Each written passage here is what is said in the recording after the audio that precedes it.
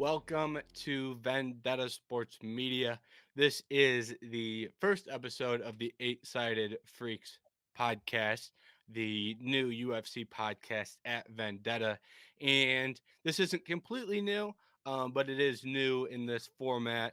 We've obviously done a bunch of UFC shows back when the Daily Show was running, and we've done some UFC sit down stuff like this similarly. But now we kind of have a podcast in name that is just for UFC, and that is going to be up and running. And we're starting with the first pay per view of the year. Just briefly, some scheduling stuff. Today is going to be a good outline of what episodes are going to look like moving forward. We're starting with the UFC 297 main card, and then with whatever time we have left, we will recap last week's fight night card that was headlined by Johnny Walker and Magomed Ankalaev. It is kind of hard to recap one card and preview another card all in an hour. So we're trying to hit the main points with the pay per view and then what stands out in fight night cards. So that is gonna be our basic recording outline when we sit down to talk. So Jerry, first episode. Are you excited? And are you excited for the first pay per view of 2024? Oh, absolutely. I mean, 2023, first of all, start on the fight side of things, was electric. So many good fights, so many entertaining cards made. And we saw the stuff coming out already about 229, 299, 300 upcoming this year. 297 is a great one to get it started with. And that Strickland Duplessis fight is a little extra something that we found out about from the final pay per view of last year. As far as the podcast goes, I'm very excited to do this. I do the Premier League podcast. It's called Football for Vendetta.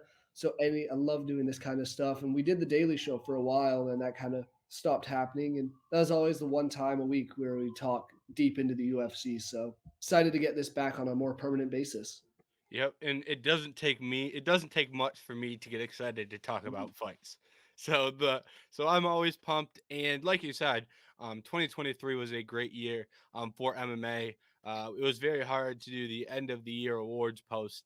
Had a lot of candidates for a lot of awards, and this year, like you said, we got a nice card, nice Canada card to start the year, and it's gonna get real hot in a couple months. We've got some good pay per views coming up, but 299 and 300 are probably going to be some. I don't want to say earth shattering because that's a little dramatic, but we'll say MMA world shattering because those are going to be some great cards.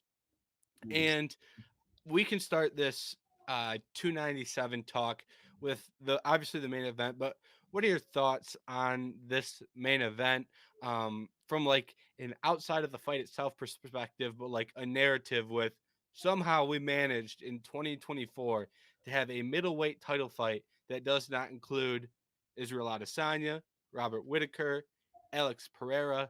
That is probably the first time in a while. So what do you make of these two guys kind of rising to the top of the middleweight division and kind of their own beef coming into this fight? I mean, if you told me at the beginning of 2023 that the first pay per view card of 2024 would be headlined by a middleweight title fight between Sean Strickland and Dracis Duplessis, I'd have asked for what you're smoking and can I get some of that? Because there's no chance in hell I would have thought this was happening. Obviously, Pereira moving up to 205, not overly a surprise after he did come in, beat Izzy, lost the rematch. I expected Izzy to beat Sean Strickland. I think we did do a Daily Show episode around then, and all of us were saying Izzy's going to win. He's just going to find a way to piece him up. Sean Strickland brought such a different style than anything we've seen against Izzy. He really put his foot on the gas and put the pressure on Izzy, which is something we haven't seen too much of. And Duplessis, on the other hand, came out. Was it? I think he got a TKO knockout win over Robert Whitaker, which that was surprising in its own mind.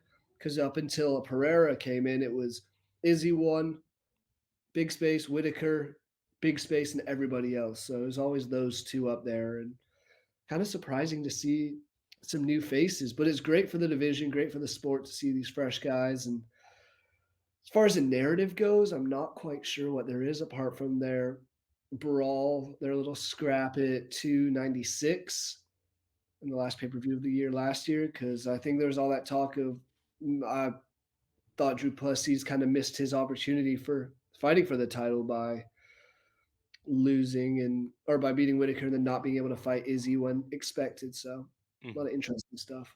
Yeah, and I don't know what the plan is here at middleweight for this title because I was definitely on board that he should have fought Izzy the night that Sean fought him. I thought he missed an opportunity. Now he's getting that opportunity. I'd really like to know why the UFC made the decision to book him and Sean in January. Why didn't they give the fight to Chimaev? If they would have gave the fight to Chimaev, would it have been in January? Um, I think there's a sneaky bit of this fight that the winner of this fight may headline UFC 300. That is just my I can see suspicion that it would make a lot of sense to have Izzy return for 300. And if that's the case, that means you need this fight to go down quickly. And Izzy versus Sean, that's the rematch. That's the storyline. Izzy versus Duplessis, they have their beef. So, like, I think there's a reason this was booked for January. So the winner had some time to make that quick turnaround. And if Sean Strickland gets the job done, I'm not saying he will or won't. We'll talk about predictions in a minute.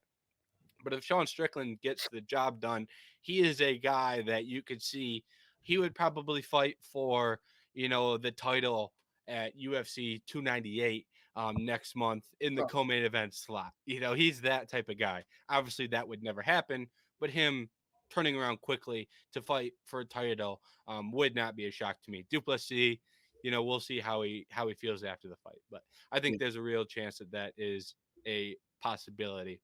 Yeah, and that brings up the other question of like, if say Duplessis does win, is he going to be able to fight even by 300 time, or is he going to want to be further down? I know we have. I'm assuming McGregor and Michael Chandler headlining International Fight Week's pay per view, but this is a kind of timeline would work out for this, or even an August pay per view for Duplessis, which seems like might be a little ways away. But so Mhm. many questions about the future of this division in terms of who's fighting next. Because, well, correct me if I'm wrong, but Dana did say Hamzat was going to get the title shot after he beat Kamaru Usman, which, in his own mind, I think that was a terrible call. I don't think he deserved it by beating a guy came up from the division below on 7 days' notice or 2 weeks' notice. It doesn't really strike much fear into me. Yeah, I understand that point of view. And Dana, I think, said before that the winner would get the shot, and afterwards, the Yeah, winner would get the shot. The one thing that the UFC has been doing lately that makes it hard to follow who's fighting for a title when is they like to give you, like, yeah, the winner's going to fight for the belt, and then they don't fight for the belt next. And they're just left sideline, and you're going, okay, that person, the winner of that fight, or that person is going to fight for the belt, but they're not fighting next. So now they're next in line. Same thing happened to Bilal after he beat Gilbert. So it's like this is actually becoming a trend that makes it kind of hard to follow who's actually going to be. And Charles Oliveira was told he was going to get the rematch after he pulled out, and now he's fighting Arman Sarukian. yeah. So who knows what the hell's going This is why on? we've said before, like especially with the whole Duplessis situation against Izzy, all it takes is one mess up, Mhm. and you can lose your shot completely. And it's the UFC's way of moving forward and not letting anything slow down the train. Yeah. And one more question I want to ask you about this fight.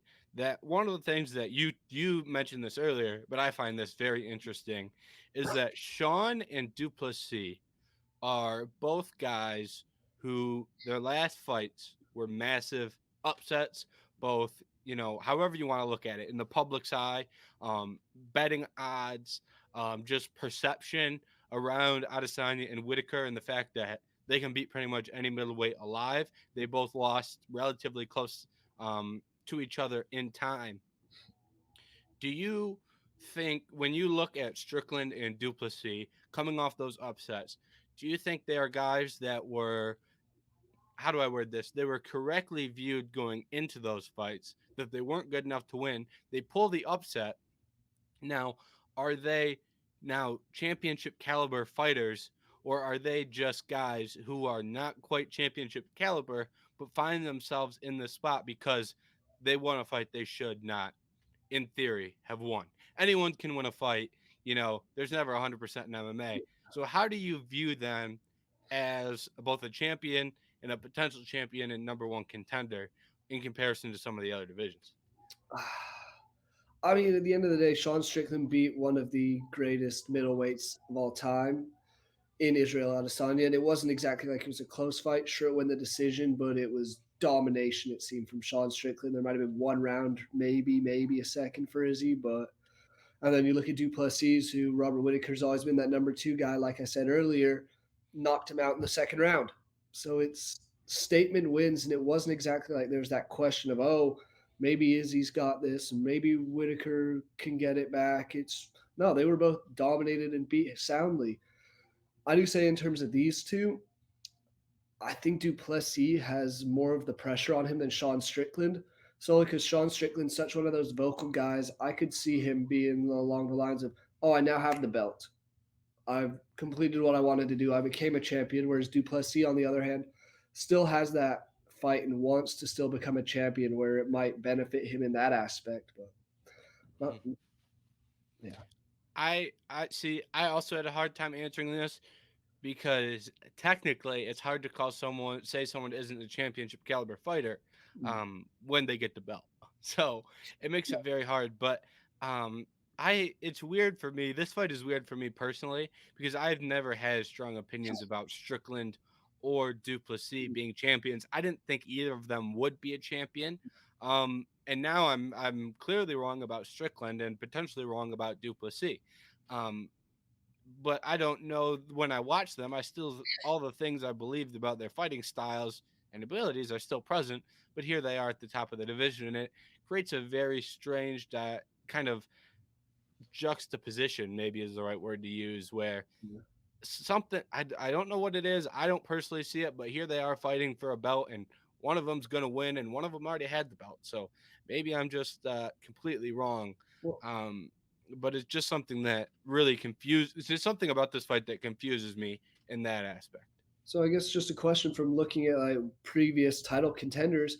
How do you rank? What would you say of like a Marvin Vittori or a Paulo Costa? I know he's moved up now, or even Jared Cannonier, where these guys have all fought for the belt once at Hmm. least, and it's like I never feel like they're gonna become a champion, but they still find a way to be in title fights. That kind of is how I look a little bit at like more Sean Strickland because Duplessis has kind of been on a dominating road since he joined the UFC, where Strickland lost two straight to Pereira and Cannonier. Now found his way back and kind of lucked his way into a title shot and did made the most of it. Because if Duplessis doesn't mess around so much and not take that fight, and he was hurt, I guess. But Sean Strickland never gets the title shot, and I don't think he ever would get another title shot. I think that's all everything lined up perfectly for him. Yeah, it's I when I compare them, I think they are both like borderline top 10 guy or not borderline top 10, but they're top 10 guys, and I don't think they're that close to like one or two. um like maybe they could go out there and beat a Marvin Vittori, and I also don't think the middleweight division is that strong. But like Jared Cannonier beat Sean Strickland. I know some people don't agree with that decision. I agreed with the decision. I thought Cannonier won that fight, and coincidentally I think we have seen more people flip on that opinion. Suddenly, there are more people that think Strickland won that fight after he beat Adesanya and after he gained a bunch of fans. So, public perception around that fight being a robbery has greatly swung towards Sean's favor after after like a year and a half after that fight happened, which I find weird. But I think guys like Cannonier are both better, and maybe we're just at a point. It's kind of a changing in the guard in the middleweight division, and I think they're taking advantage of that. Who knows how long guys like Whitaker and Adesanya are going to be at the top of the sport? Maybe those two are declining because they were at the top of the sport for so long. I mean, Whitaker fought Yoel Romero for the title, for Christ's sake. Yeah. Like he has been doing this for a long time, and maybe they're taking advantage of kind of these legends slipping, and we're seeing other guys climb through the ranks. Delete says older, but he's climbing up through those middleweight rankings. He probably arguably beat Vittori. We're seeing guys like Joe Pyfer starting to climb. So I think we're going to see a changing of the guard at middleweight here in the future. And these two guys are really taking advantage of that. So credit to them for that, no, despite the fact that I have been lower on them in the past. I will put this out there in terms of the middleweight division. Had Alex Pereira not decided to go up, I think this would have been his division to. I think he would have beaten Izzy if they fought another time, and I think he would have run the division for a while. Hmm. Pereira's a tough guy to call because you never know when someone's going to try grappling him. Yeah, Like, that's is Duplessis going to strike with him? Is he going to grapple with him? It's there's tough calls there, but I do think, and his chin was kind of concerning when he cuts all that weight. But mm, I agree with your point that, like, in terms of pure talent, I mean, he knocked out Sean Strickland in the first round. yeah. And I, So I think you have a very fair case there that he, if was able to make the weight consistently and the chin held up, he could probably still be at the top. So I think that's a fair thing to mention. Now, when it comes to predicting this fight, how do you see this fight going down? Do you have a lean either way? What are you kind of expecting when these two share the octagon on Saturday?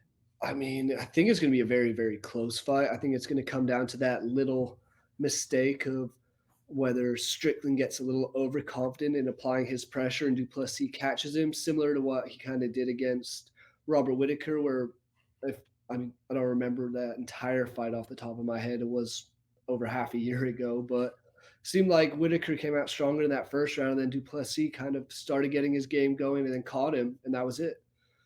Kind of seemed like a shock finish, and that's something that I could see him do again. Sean Strickland, you mentioned he's been knocked out before. Alex Pereira put him in the canvas in the first round. Something to watch out because Duplessis is a dangerous guy. Looking at the guys he's beaten, he's knocked out or submitted Darren Till, knocked out Brunson, knocked out Whitaker. Those are guys who have been atop of the middleweight division for a while. I'm still going to lean to Sean Strickland. I just think he has that something, that extra something. And I think after their little scrap at 296, there's more of all the talk was, oh, Sean Strickland maybe lost his temper, and that's something Duplessis is going to take advantage of. I think when it comes to the fight night, it's going to be a different Strickland than one we saw in the Izzy fight. Mhm. Um, I agree with a lot of what you said. And one thing that I strongly agree with is the point that people will see Sean going after Duplessis and saying he lost his temper. Um, but people also said, after Colby said those things to Leon about his dad, people Yeah. also said, oh, Leon shook. Oh, he's going to make mistakes. Then he goes out there and executes his game plan for 25 minutes. Yeah. So I think there's a lot of misconception um, about how fighters react to trash talk. And maybe it's not a misconception, but maybe uh, people react to trash talk differently, and people just always assume they're going to react in a negative way when guys could get more focused, they could get more aggressive, or maybe it doesn't affect them at all. People always like to speculate when you're truly not going to know how that trash talk is going to play into the fight, if it does, until fight night. Mm. um and so I agree with you on that has kind of been blown out of proportion. And I agree with you that this fight is probably going to be close. And I think it's going to be close in the early portions of this fight. Mm. Um, Duplessis is an absolute powerhouse. Big kicks, lots of power, likes to put together some flurries. The Robert Whitaker performance was probably the most technical he's ever been. Um, so I could see him landing shots on Strickland early, but Strickland's weird because yeah, he could probably go out there and get knocked out, get caught with something, but he's also this weird guy to hit with very strange defense. Oh, yeah. That that is, if you crack the code, you can probably knock him out in the first round. If you don't crack the code, you're going to have a hard time hitting him for 25 minutes. Um, and it's hard to say whether Duplessis will or will not do that because you can't look at another fight and say, oh, well, he handled this similar style great or terribly in the past. So the one thing that I do think heavily favors Strickland is the cardio. I think if Strickland if this gets to round three, I think it's going to be very close for the first two rounds. But I think Strickland pulls ahead in round three. There's going to be moments where Duplessis is a little tired. Maybe he takes some deep breaths, takes a few minutes off. But you can't do that against Strickland because he will be in your face. He will be throwing. He will be throwing that teep to your body, and that, like, not only the ability to push the pace, but the ability to not allow Duplessis Mm. to rest. I think those both are going to play a big factor in this fight, and I think those both heavily favor Sean. So I could see Duplessis ending this early, but as far as like my actual prediction goes, I think Duplessis gets it done, or excuse me, I think Strickland gets it done, and I'll say the fourth round, just based purely on the cardio advantage and his ability to properly utilize that advantage. Oh yeah, and you bring up a great point there. Looking at Duplessis' record, he's got 22 fights. He's only gone to the distance once, and that was a 3-round fight against Brad Tavares. Sean Mm-hmm. Strickland, he's done actually, I think, what, 4 5 round or five round decision fights. So like you say, he has the cardio, he has the experience of being in that title fight and headlining a event just in general, because Mm-hmm. Duplessis hasn't, I don't think, headlined a card, whether it's a fight night or just a regular card. I don't think he's really headlined one. Strickland has, and that's something else to take into account. Of, oh yeah, he's been in a title fight now. It sure was just one, but he was a huge underdog. Crowd against him in Australia. Found a way to get it done, and I think it'll be a decision victory, but I do think Strickland's cardio, like you said, is going to be a huge difference. Yep. And in his 5 round fights, the Izzy fight, he was walking Izzy down in the last minute of that fight. Like, he had the cardio to walk him down and throw volume in the last minute of that fight. In the Nazardini Malval fight, he won. I think the clearest rounds he won were rounds 4 and 5 because of his cardio edge and ability to That weaponize was that also when pace. he moved up to light heavyweight. So, Yes, he was heavier in that fight and still had the cardio advantage. So, and he's not really a guy who cuts a ton of weight to get to that 185 limit as a former 170 pounder. So, um, I think we're both in line here that the cardio is really going to be the factor that swings this fight in Sean's direction. I will say, I'm just looking down at Sean Strickland's record. I never realized he fought Kamaru Usman. Yeah, that's that might have been his last fight at 170, but every once in a while you'll see that. I see that on Twitter, and it's like, oh yeah, they fought.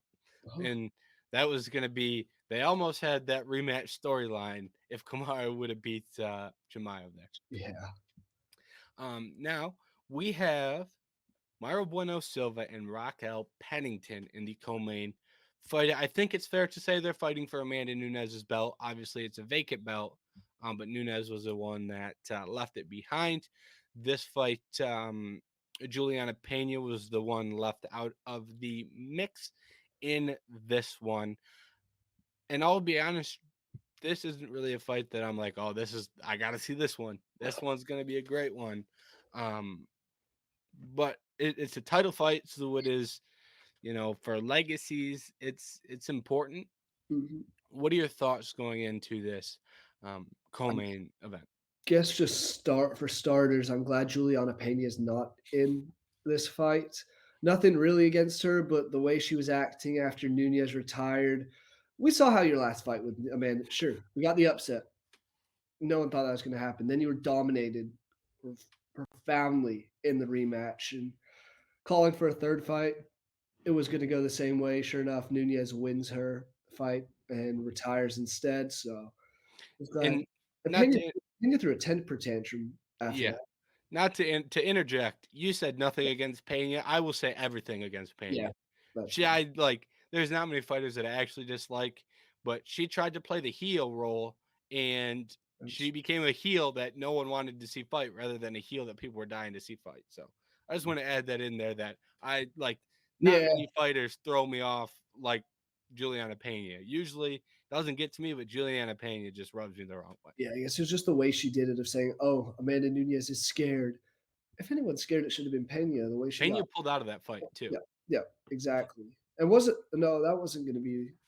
Oh, that was going to be in Texas. That wasn't the one in Canada, or But was it? they were supposed to fight, and Pena pulled out Yeah, because she broke a rib. So pull out, fair enough. I don't make fun of fighters for pulling out of fights with injuries, Thought That's that if you're injured, don't fight. But if you pull out of a fight, you then reserve the right to say the other person's scared. I think that's a fair give and take. yep, yeah, So, absolutely. But in terms of this fight, back to the Pennington and Bueno Silva, I don't know much about either of these two really. I kind of just have seen them kind of hang out at the top of that division, kind of start making a climb recently, but it's not like any of the champions we've really seen before. It doesn't have the hype of a Ronda Rousey, a Holly Holm, Amanda Nunez. Just seems like it's, and we've spoke about this numerous times on the Daily Show. Of this division's a shit show, mm, more or less. Now that Nunez is gone and Holmes close to retirement, it just doesn't seem that exciting. Especially when you have the flyweight division and the strawweight division, which actually have some good fights in it and some entertaining fighters. yeah, I think the bantamweight division was on the women's side of things was already always the perennial division. It was the Nunez division. It was the Holm division. It was the Rousey division. But lately we've seen those 115 and 125 fighters not only be more skilled but more entertaining. They're deeper divisions, and this 135 division has really um, taken a hit as a result. Um, I will say, I think Mara Bueno Silva is an interesting fighter in this division Oh, yeah. because she's, in my opinion, she's one of the few fighters with serious finish upside. You know, there aren't a ton of fighters in this division that finish fights, and she is one of them, and that will give her an advantage in a lot of fights. And this one's a great example where Pennington isn't really a highlight reel finisher, but Bueno Silva can finish fights, so I think that gives her an edge here. And just Bueno Silva, power on the feet, powerful leg kicks. She got a ninja choke submission out of the clinch in her last fight. That was overruled to a no contest because she was on ADHD medication during the fight. She didn't take steroids, but Yeah. that's a dumb thing for a fight to get No contest a, for. a no contest over. But watch it with your eyes. She lands a ninja choke from a standing clinch position. That's a really impressive submission. She's got submission skills on the ground as well. Um, so I think this is going to be a fight where we see a lot of cage pushing. I think we're going to see a lot of this fight take place up against the cage and in the clinch, both in the open, um, up against the fence. And I have a really hard time picking against the girl that I've seen. Like Raquel Pennington is good in that position. She's found success with knees in the past, but I've seen Myra Bueno Silva land knees in the clinch that are impactful. I've seen her land elbows in the clinch that are impactful. I've seen her land submissions out of the clinch. How many fighters can you say that for? And if Pennington starts to, Bueno Silva doesn't have the greatest takedown defense. If Pennington starts to land some takedowns, Bueno Silva is always live for an armbar.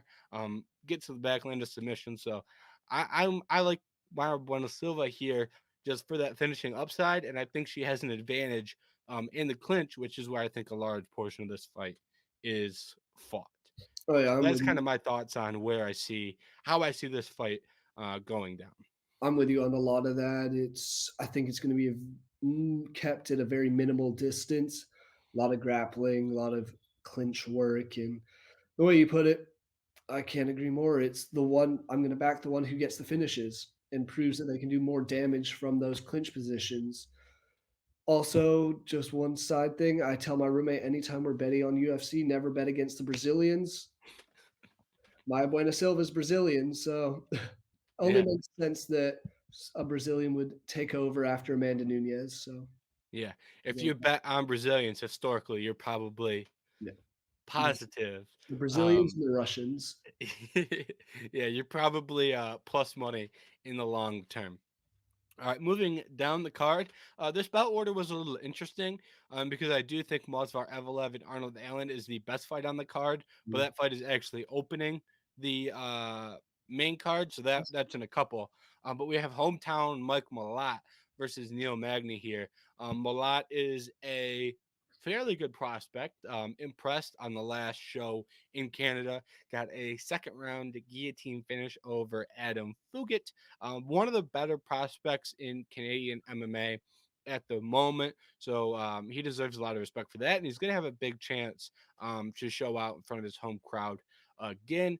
Neil Magny, maybe a pioneer is a little bit of a stretch, but a ultimate veteran of the sport.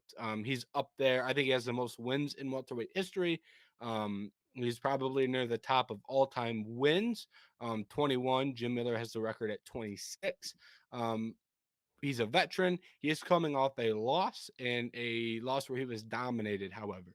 Um, so, how do you view this fight between the up and coming prospect and the veteran, where we're going to figure out whether Neil Magny's still got it in the tank on Saturday? I'm not gonna lie, looking at from what Neil Magny's done recently, it's very much an alternating wins and losses. But those losses, a lot of them outside the Gilbert Burns ones, lost to an up and coming Ian Gary, lost to an up and coming Shavkat Rakhmonov. Obviously, two guys, Rakhmonov especially, that are killers. So I'm concerned for him because Mike Malott definitely in that kind of younger, up and coming, still even at 32, but he's also a dangerous guy. He's not exactly going to decisions. He's never had a decision.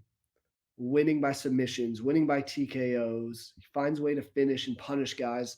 And that's something that a guy like Magny, who's been around for such a long time, might be in trouble, especially when this guy's out in his home country. And last time he fought there, fight ended in 2 minutes or in the second round, a minute in. So Hmm.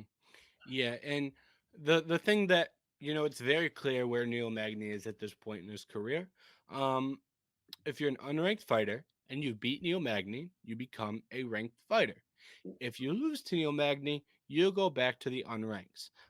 Neil Magny is the ultimate test for people that are looking to fight in that ranked portion of the division, and Mike Malott is being given that opportunity. Um, Understandably so, 4-0 in the UFC. I believe he's 4-0. He's definitely undefeated. I believe he's got 4 wins. But all by way of finish. So he deserves this opportunity. And I kind of alluded to it earlier. Um, I think Magny is fading a little bit, and Mike Malott is a very good finisher. Not only does he has power in his hands, but he was a grappling coach at ATT, or not ATT, Team Alpha Male, excuse me. And he's got very legitimate submissions. So, and the thing about Neil Magny is he often likes to get to the clinch and kind of wear on guys.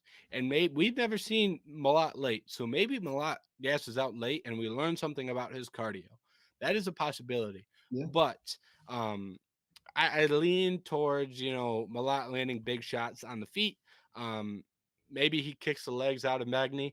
Malott doesn't really kick legs, but Magny can't check one, so maybe we see that the new. come out for Malott. So I think he lands some big shots on the outside. Neil tries to make this a clinch fight. Malott goes, "You want to clinch? I'll take you down." And then he lands a submission from the top position because he has legit jujitsu. And it seems like every time someone with legit jujitsu gets on top of Neil Magny taps sooner rather than later. And I think that is what we're going to get in this one. Yeah, I can see this being a very similar fight to, say, the Gilbert Burns or the Shavkat fight against Neil Magny, where Mike Malott is able to get in a better position on the ground and kind of put his pressure in and get a submission in the first 2 rounds. He's only gone the distance once, which is like definitely a concern, like you said, of maybe he is going to gas out. And in that one, that was I want to say he had a draw in that fight, was his only one. Yeah, only decision was a draw. So it's not like he's proven that he can go the distance, especially with all of his UFC and contender series fights being done within the first round, apart from the last one, which was a minute into the second. So it's going to be curious to see how his gas tank actually holds on. But I Yeah. could see him getting an early submission in that first round. Yep. I think it's going to come early, first or second. I'm going to call an arm triangle here. Okay. Neil Magny been subbed by the arm triangle. That was against Burns. Got on Nice. top, worked right to the arm triangle, got it quickly. Malott landed an arm triangle against Johan Linnaeus. Malott's a guy who watches a lot of tape. He mentioned that after getting Fugit in a guillotine. So I think Malott goes, all right, I've seen this guy get subbed by the arm triangle. I've got a good arm triangle. Let me wrap up that arm triangle. I'll go home and keep my UFC finish streak rolling. So that's my prediction now for this fight. And correct me if I'm wrong, just a little side note. Wasn't this third fight of the main card at one point meant to be Jan Blachowicz and Alexander Rakic? Yes, That was a rumored one, which I don't know if that was going you to. I said, don't know where it was going to be on the card, but it look, was going to be on the main card, yeah, and that would have then made the card even better. yeah, that got scrapped. Blachowicz had the shoulder injury. Yeah, and then they rebooked Rakic versus Yuri Prohashka. Ah, So yes. Rash, Rakic ended up getting a good fight out of that, but you're right. This card would have been you have one more fight like that on this main card, and all of a sudden, then your prelims get a little bit deeper. So that would have been nice to see this fight. Yes, it would And then this next one is probably the one that got elevated have. from the prelims. Chris Curtis and Marc-Andre Barrio. Thankfully, the one thing that is nice about this fight is that these are not your top 10 ranked guys, they're not your top 5 ranked guys, but these guys usually put on good fights. Oh, Marc-Andre Barrio, Canadian, fighting at home. His last fight against Eric Anders, that was a fun fight in Canada, very competitive. Before that, he melted Julian Marquez in an entertaining fight. Chris Curtis usually gets in entertaining fights. I won't say that every fight he's been has been entertaining. I believe he's coming off the loss to Kelvin Gastelum, and that was an entertaining fight. So I don't, this fight may not be your, names that really stand out like Jan versus Rakic would be, but I do think we are going to get an entertaining fight. So I think that is a positive with this one getting elevated to the main card. oh, I agree. I mean, and Chris Curtis, both of these guys actually fought in the last Canada card, UFC 289, and it was a no contest for Chris Curtis. So I think a big thing is that one was because of an injury of an accidental clash of heads against Nazardine Imanov. But he knows how to fight now in Canada against a very, very hostile home crowd. Because that was something I want to say from 289 was not a single Canadian fighter lost on that card. I That think is they correct. ran the table, and that's something to look out for this time in Canada, where they always want to step up and represent their nation. And Chris Curtis now has that experience of going behind enemy lines and fighting against, I guess he was a French guy, but French Canadian at the same time. So it's one of those things where the crowd was against him. I think the crowd will be against him again. I'm not sure if he gets it done. He's been a little rough in his last few fights, but either way, this is going to be a very entertaining one. A lot of knockout wins by both these guys, so I'm going to see it with a knockout. I don't know who I'm leaning with Hmm. at this moment. Yeah, I'm gonna keep. I think I've picked every single favorite this card so far, and I'm gonna keep that rolling for my prediction. I have consistently been higher on Chris Curtis than I think the general public has, and I think it's because of his technical boxing. And specifically defensively, there's not many fighters that are as good just in the pocket defensively as Chris Curtis, and I think that is something that is maybe I'm overrating him for that defensive ability, but it's something I respect a lot because it is very difficult to be as sound defensively as he will be or as he is. Digs to the body well, which is kind of a lost art in MMA. I really like his boxing. I'm interested to see how this fight plays out as well. I think if these two are boxing, um, Chris Curtis is going to have a big advantage. Marc-Andre Barrio pushes the pace, gets in your face. Chris Curtis isn't a guy who's going to shy away from that. So I'm interested to see how many exchanges we get, how much clinch work do we get. Um, the more time this spends in the clinch, the more it swings in Barrio's favor because he's another guy who, if he gets in the clinch, he throws a lot of strikes out of the clinch. I think that's a good spot for him. If he can't get to the clinch and it stays kind of in the pocket boxing range, you're going to see Chris Curtis land more shots. And I will continue my train of riding with the favorites on this card, which I have the right to do because I correctly picked Bautista being the underdog that won on last week's card. So I have the right to pick all the favorites this week. I'm going to set that rule now. Um, but yeah, I like Chris Curtis, and I think this is a winnable fight for him, even though some previous bouts have not really gone his way. Yeah, I'm gonna go the opposite solely because of that home crowd advantage. Mhm. this fight's in Toronto. That's not too far from Quebec. It's kind of, I think, I want to say same province or province over. Barrio is going to have the entire crowd behind him. And as much as I do respect Chris Curtis and think he is a very entertaining and good fighter, I think Barrio is going to have that extra oomph behind him and get that crowd to motivate him to keep going and get the win. So, Yep. I think stick. that's a fair call. And like you said, Canadians won every fight Yeah, and on that's last year's card. so knowing at this year's card, they're going to lose every fight. So that's the way the UFC works. I'm pretty sure UFC math. Yep. um, and Marc-Andre Barrio is a good fighter as well. He was Oh yeah. scheduled to fight Michel Pereira, and then he had to pull out so they could put him on the Canada card. I really liked him in that Pereira fight, so I hope we can get that one back in the future. Um, moving on to briefly talked about this one earlier, but Arnold Allen versus Magomed Ankalaev is a Oh yeah. great fight.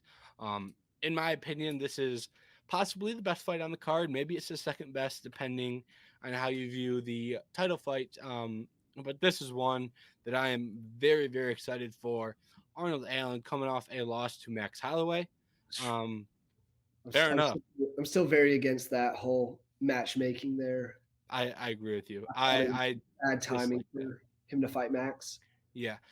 Especially when you see other guys that get to avoid Max Like, and get to a okay, title fight after they beat Josh Emmett. Both Yair didn't avoid Max, but he still got a title to fight after beating Josh Emmett. yeah, Deporia didn't have to fight Max, got the title fight. They tried to run Arnold Allen through Max, and he doesn't get the title fight. And he's just in my opinion, Arnold Allen is one of the most talented guys mhm. in the featherweight division. In the top portion of that. I, I'd probably pick him against guys like Yair, Ortega. This fight is difficult because Movsar Evelev has only looked impressive Oh yeah. in the UFC. Um, so I have a really hard time calling this fight. So I want to get your thoughts first. I'm assuming you're going to be riding with your Englishman, I will be, but Arnold it's Allen. not. That's more biased than anything. I'm obviously going to stick by with Arnold Allen because I've enjoyed watching him so far, and I agree with you. I think he is one of the most well-rounded. Can get the finishes on the feet, on the ground. Can grind out decision wins. Lost the decision fight against Max Holloway. That not many people beat Max Holloway. I'll just put it out. And I think there's something to be said for losing fights in a certain way. Yeah. Um, compare his performance with Calvin Kattar's, and Calvin Kattar's a guy I really like in this division. Arnold Allen won at least a round. I don't remember the exact scorecards. Arnold Allen lost that fight, but he was not embarrassed like other fighters were or could be against Max Holloway. So I think I'm a big believer in giving guys the credit even in losses, and I think he deserves some for how that went down. And then as far as on the Evalaev side of things, his last fight was against Diego Lopez. That was there was so many less people talking about Evalaev who got the win after that fight than they were talking about how impressive Diego Lopez was because I'm pretty sure that was his UFC debut.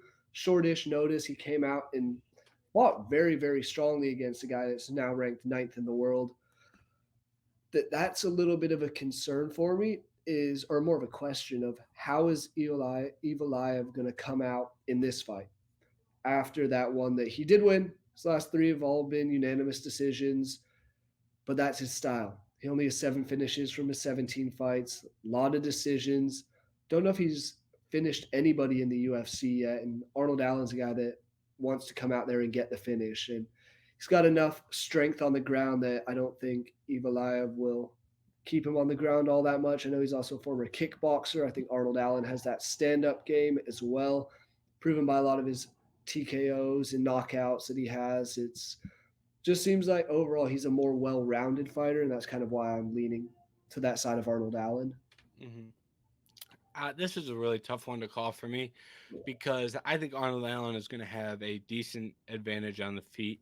Um, when I look at previous Evloev fights, he's good, getting his jab out there, getting his straight out there. He's good at range. but when you get in the pocket and make it scrappy, and close the distance, and you're boxing and you're exchanging hooks, he can get hit, and that is like a major red flag when you're going into a fight with Arnold Allen. A guy that has power, can maintain power for 3 rounds, can set you down at any point in time. If he smells blood, he's gonna try and get a finish. So a lot of things that I look at Arnold Allen that he has, and those things could directly play a role in winning this fight. But when I look at Arnold Allen's grappling, I'm not going to say it's good enough to defend the takedowns. I'm not going to say it's not good enough. I mean, when you look at, I don't think he's fought like re, a capable grappler that has attempted to grapple in several years. I mean, you're looking at Holloway and Cater and Dan Hooker and Sadiq Yusuf being his most recent string of fights. Like they're just it's not guys that we're looking to offensively wrestle, and they're not guys who are elite offensive wrestlers. Um, so I have a very hard time being confident saying Evloev can get the takedowns. I have a hard time saying Arnold Allen's going to stop the takedowns.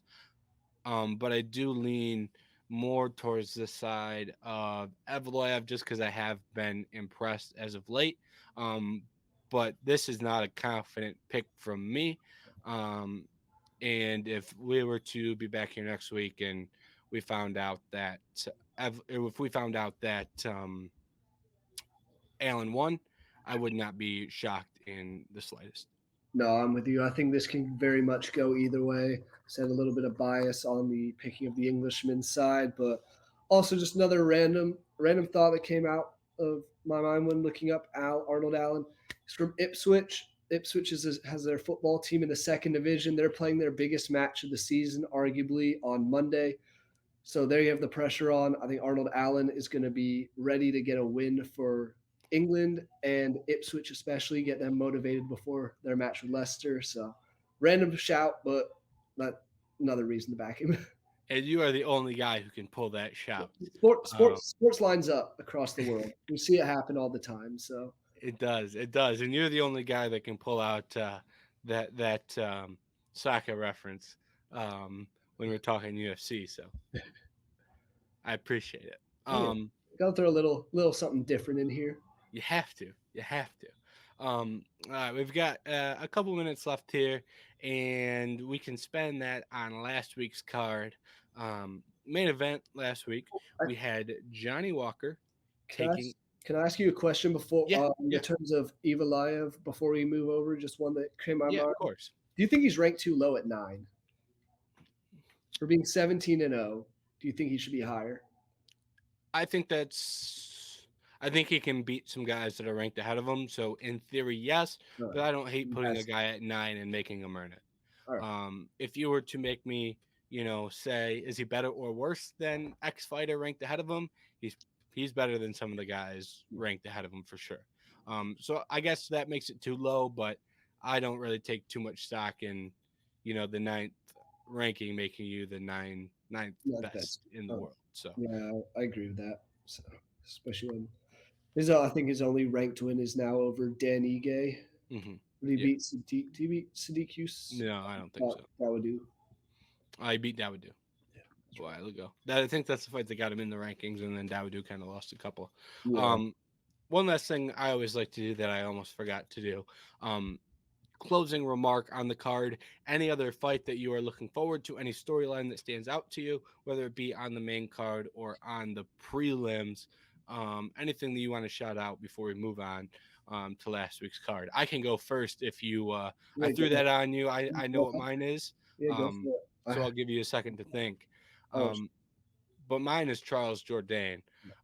Charles Jourdain's a guy that gets in entertaining fights every time out. And in my opinion, he is vastly improving at being a well-rounded fighter. Um, so I have a lot of respect for Jourdain's both skill set and ability to entertain. He is a Canadian fighting on this card as well, so I imagine the crowd will heavily be on his side, and he's one of the bigger names in Canadian MMA. Could have made a case for him to be on the main card over Curtis and Barrio, but um, his fight is, I don't want to say one sided. Um, But he's a heavy A side in his fight. I'll say that. In terms of star power, so the Jourdain is the guy that I want to shout out. Before we move on. yeah, I had two guys. Charles Jourdain was one of them. He's just such a fun guy to watch Hmm. and very entertaining. The other one I'm excited to watch for in his return to really the UFC, his second stint now, is Brad Katona. I remember watching the Ultimate Fighter. What was the first season he was in, where he I think won it or either won in the final or lost in the final, but got a contract in the He end. won. He won it, yeah, for the undefeated season. Struggled, had two losses, including one to Merab Divashvili, which not a bad loss to have on your resume. Cut by the UFC. Now he's back. Beat Cody Gibson to win the Ultimate Fighter 31 bantamweight tournament. I'm excited to see what he's learned from his previous stint in the UFC and see how he kind of gets going, especially at his home country of Canada also. Yep. I like that shout as well. He deserves a shout out after his performance against Gibson ended up being a fight of the night, I believe, and they ended up bringing both guys in. So, good call there.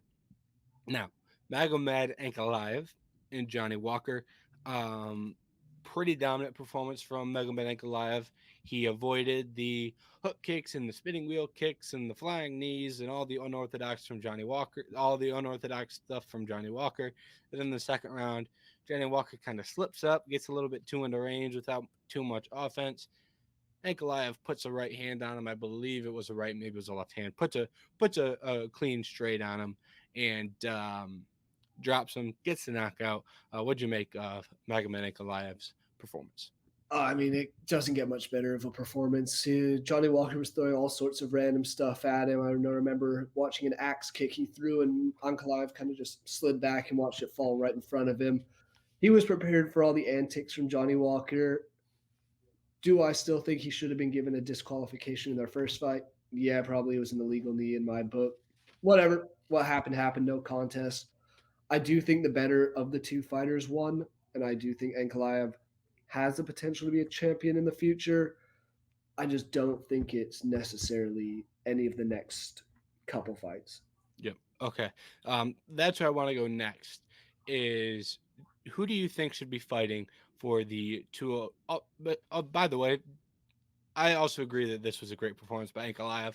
Yeah. Um, I'm not the biggest fan of Ankalaev. I think he's quite overrated. Some people just view him as like this uncrowned champ, and he consistently disappoints. But I have to give him credit because he did not disappoint against Johnny Walker, and he went out there and did exactly what's expected in a fight against Johnny Walker. So I have to give him credit for that, and I want to make sure I say that before we move on. Now, next 205 title fight, what are your thoughts on who this should be? Because right now there's kind of a debate as to, is it Ankalaev that gets it? Is it Jamal Hill that gets it? Some people are optimistic that Izzy gets it, and they kind of rekindle that rivalry with him and Pereira. Where do you want to? Obviously, neither of us can really predict exactly what happens. Where do you want to see this division go moving forward? I think it's easier to say where I don't want it, and I think the one person who should have no right getting the light heavyweight shot is Israel Adesanya. I don't think there should be any reason he comes up and fights Pereira for the belt. Sure, they have their whole history, but it's been a very lopsided one so far, and I don't think there's much shot of him coming back. But though in the UFC, that would be the headliner for UFC 300 and Alex Pereira Izzy Adesanya rematch. Realistically, because Yuri Prahova, or what Prohash. Yuri Prohashka guy. Yeah, I even had that for a second, then I lost it. He's fighting Rakic, so there's those two out of the picture. I would rather see Ankalaev fight Jan Blachowicz again after they had their draw, and that's the thing. They fought for the title and they drew. I can't immediately give him this after a no contest, and sure, he beat Johnny Walker the second time. I think the one that makes the most sense, I guess that's a long way of putting it, is Jamal Hill. He was the champion. He didn't get his shot to defend because he tore his Achilles, I want to say, playing basketball. Big mistake there, first of all. What a bummer. But he's a very entertaining striker. He's a guy who will go toe to toe with Alex Pereira. I don't think Ankalaev necessarily would. I think he might have tried to take him down and use some of that Dagestani wrestling style. So I do think Jamal Hill and Alex Pereira should be the next title fight in the light heavy division. What are Yeah, you thinking? I'm 100% with you. When you're looking at this division, I think you have to respect what Jamal did in giving up the belt. There we go. Um, and now you reward him, assuming he's healthy. If he's not healthy, then okay, you can give it to Magomed or someone else. But if he's healthy, I think you respect what Jamal did. And the performance against Glover um, was impressive, and I think he should be fighting for a belt. Yeah, absolutely. And um, the other thing that I'd like to mention is Yuri got hurt, and Jamal was waiting for Yuri to fight. Jamal could have fought way before he got hurt, way before he tore his Achilles. He was ready to. He fought in January and openly stated that he was ready to return in in the summer. Mhm. But he was waiting for an injured guy to return. That's why he got injured, and I think it makes sense for someone for now Pereira to wait for him to what is a much more entertaining and compelling fight. I think that's one of the best fights you can book in the UFC for pure entertainment. And his manager said he would be ready to go in the summer. Um, UFC 301, UFC 302 is probably going to be Connor International Fight Week. Maybe you squeeze in Islam Makhachev. They're kind of trying to figure out what to do there. But I think if Jamal is healthy this summer, I think you give it to him this summer. If he needs to fall, then you can start reevaluating him. But if he's ready to go this summer, I think it's pretty fair that he gets the shot. And then, like you said, nobody ever wants to criticize Magomed Ankalaev for his mistakes. You didn't say that. I said that. But he got into a draw. Yeah, It and wasn't really punished for, getting a draw, which was a fair draw, and he had his title fight and kind of disappointed. So I think that it results in him waiting. I think that's fair. while we're talking, and I completely agree with that. I mean, you can't go unpunished for fighting to a draw in a title fight. Hmm. Nonetheless, it was for a vacant belt. That's when you have to show out the most of who you are and why you deserve to be a champion. Ankalaev didn't do that, so And just then Jamal took a title fight on a month's notice against Glover. So Jamal and Glover then step up to the plate. So Jamal, a lot of good faith with the company for some of oh, the things yeah. he's done. Yeah. I'm just going to put one other shout out there for Alex Hmm. Pereira because I've seen a lot of talk about this. We know the situation at heavyweight. Do you think they would ever do a Tom Aspinall versus Alex Pereira fight next instead of a light heavyweight fight? Let the light heavyweight division kind of figure itself out. Wait for Jamal to heal. Yeah. So I think this is a very interesting question because I can see both sides of it, and usually, with some of these, I can't see both. With some of these, like fan made or fan asked for fights, I can't see both sides, but I can see both sides with this matchup. I could see, hey, we've got Jamal wait, or we've got Jamal ready to go. If you go up, now we've got to wait for Magomed. If you know. If Jan say Rakic knocks out Jan in the first round, now he needs a title fight. This light heavyweight division could quickly get backed up. Mhm. And I understand that. But I think what makes this really interesting is that John and Tom Aspinall have been talking to each other about legacy and Tom not deserving to fight John Jones. Well, um, you beat Alex Pereira. That's a name that adds to your legacy, a two division champion. If Alex Pereira wins, I Oh, think the UFC would be very, very, and I don't think Alex would win that fight. I don't either. I think Aspinall kind of takes him down and smothers him relatively quickly. I think Aspinall probably submits him in a minute and 30 seconds. Um, but that's a way you could get a name on Tom's resume to entice John, maybe. Because I think that's the fight the UFC wants is John versus Tom. I say their first names for some reason. But I'm getting a little long-winded here. But if Pereira wins, all of a sudden you've got a three division champion. Hey John, that's one that adds to your legacy. It would be a hell of Um, a fight. as unlikely as that is, I think that would be one that would entice John to stick around after the Stipe fight. So I see the positives to that fight. Yeah, that's kind of where I'm at. Of like, it makes no sense if you're looking specifically at just the two guys fighting because it looks like a very one-sided fight. But the situation of now what a win in that fight means for the guy who wins to propel him forward. And that's another way we see the light heavyweight division get screwed over once again is Hmm. Pereira goes up, wins that interim belt.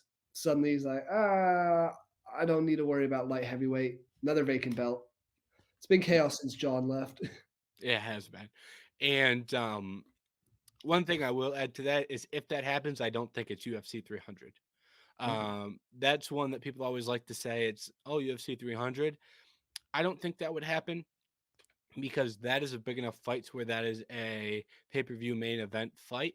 I don't think it headlines UFC 300 because you're going to have more than one UFC title fight on UFC 300, and I don't think the UFC would put an interim belt higher than a undisputed belt on a card.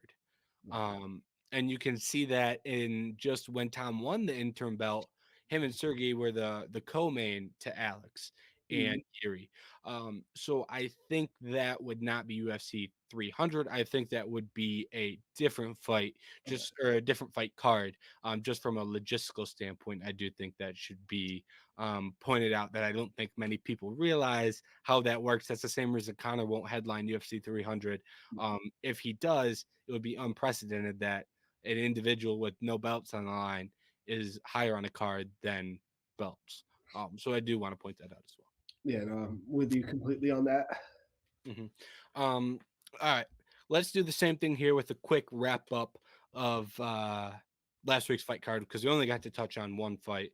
So let's quickly give a shout out to another fighter on the card. I'm going to start all the way at the bottom of the card. Josh Van looks great at just 22 years old. I think he's got a lot of potential. So I'll give Josh Van my shout out for kind of a closing statement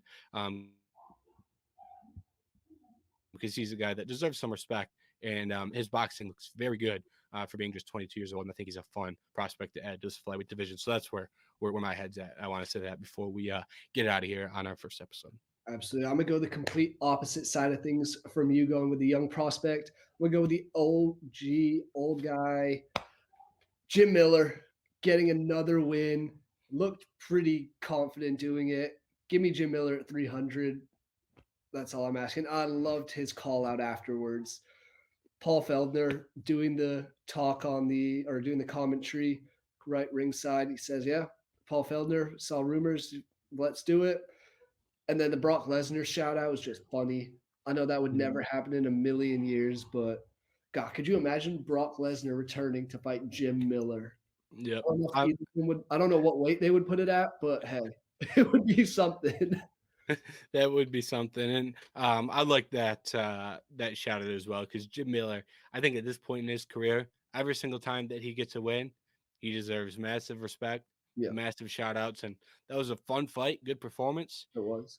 Has to be on UFC 300. I mean, not He, only does he he was on deserve it, 102 as well. what was that? He was on UFC 100 and 200, so Mhm. give him 300. Not only does he deserve it for that reason, records, most wins, most fights, but he's actually getting in like very fun and very entertaining fights. So like Jim Miller is a fighter that you get excited for from an entertainment aspect. It's not like he's going to go out there and crap the bed or go out there and land one takedown and throw zero significant strikes for an entire round. He's a very fun fighter. So I really like that shout out from you. And with that, first episode, Eight Sided Freaks. It's in the books. It was a good time. Feels good to sit down and talk MMA with you, Jerry. It always is a good time. Oh, yeah. And we'll be back next week. We'll see what the crew's looking like next week for the post fight recaps of UFC 297. I'll probably be back here, Jerry. I know you always like doing this, and we'll see if we get Anthony or Garrett in the house as well. The more the merrier, but make sure you tune in and make sure you like, subscribe, and all that stuff on Vendetta Sports Media. And thank you for watching.